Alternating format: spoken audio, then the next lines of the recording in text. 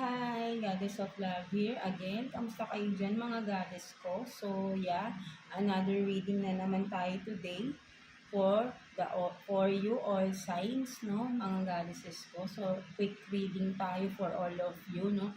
Tignan natin, no, ano yung ayaw ng person ninyo sa inyo, no, kung ano man, di ba? Tignan natin, baka ito yung palagi kaya parang lagi kayo nagtatalo, no. Ano yung ayaw niya sa inyo, no? Yung inaayawan niya sa inyo, no? Mga uh, goddesses ko, no? So, tignan natin, no? Let's start with you natin, Aquarius, no? So, kamusta kayo dyan, mga Aquarius natin?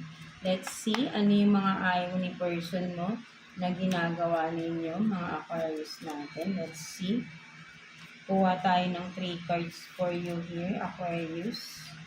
Mga ayaw ni person mo, no, Aquarius natin. Let's see.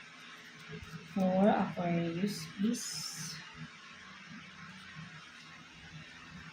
for Aquarius. So, you have this, better alone than in a bad company, no. So, ang nakikita ko naman dito, no, Aquarius, no, ayaw ni person mo is yung sabihin natin na ayaw mo siguro, ayaw niya yung parang ayaw niya yung ugali niyo na parang gusto niyo lagi kayong nag-iisa. No, yung parang gano'n, no? Or, yeah, parang gusto na, or sabihin natin na ayaw ni person mong nakikisalamuha ka sa ibang tao, no? Mga Aquarius natin, or nakiki-hangout ka, no? Pwedeng sa mga friends mo, no?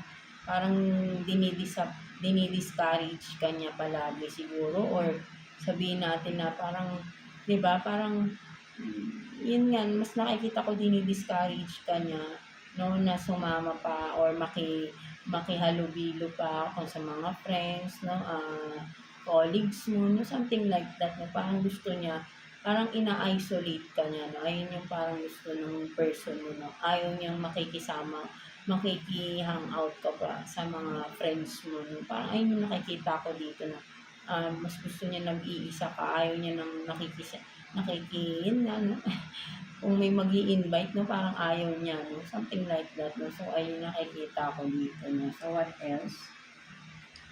So, doing nothing is fine too, no. So ang nakikita ko naman dito ng mga Aquarius natin is ayaw ni person na yung wala kang ginagawa, no.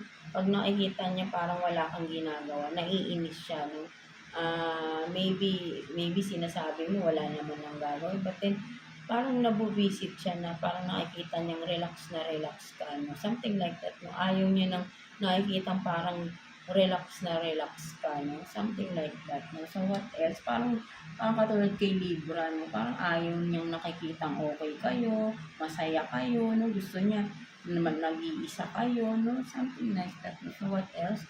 You can do it, no. So ang nakikita ko naman dito, no, Aquarius, no, ayaw ni person mo, yung nakikita niyang napakalakas ng self-confidence ninyo, no, ng inyong faith sa sarili na parang siguro napakagaling nyo, or sabihin natin na parang ano kayo, no, yung lahat kaya nyong gawin, no, but then ayaw ni person mo nun, no, na nakikita niyang gano'n, no, na parang lahat kaya mong gawin, no, so, ayaw niya nakikita na ang lakas ng confidence sa sarili mo. So, parang kayo Libra din, no, mga Aquarius, maybe may chart kayo meron kayo sa placement ni Libra or vice versa, no? So halos parehas kayo ng lumabas na mga card, no? May yung ayaw ni person mo na nagiging masaya kayo, nagiging confident kayo sa sarili ninyo, no?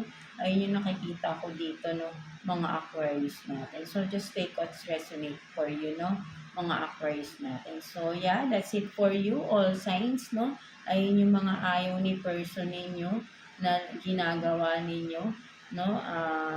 Yeah, so ngayon may mga idea na talaga kayo, no, at alam kong nakikita nyo rin at nararamdaman nyo din yan na ayaw ni person nyo yung mga ganyan, no?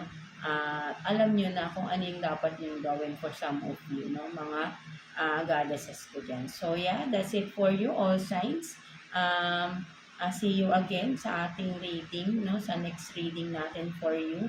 So, yeah, God bless you all and thank you for watching, my goddesses.